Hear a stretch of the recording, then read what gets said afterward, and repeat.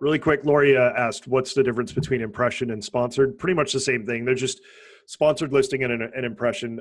Well, I guess they're not the same thing. Sponsored is is an ad. It's just something that somebody's paying for you to see.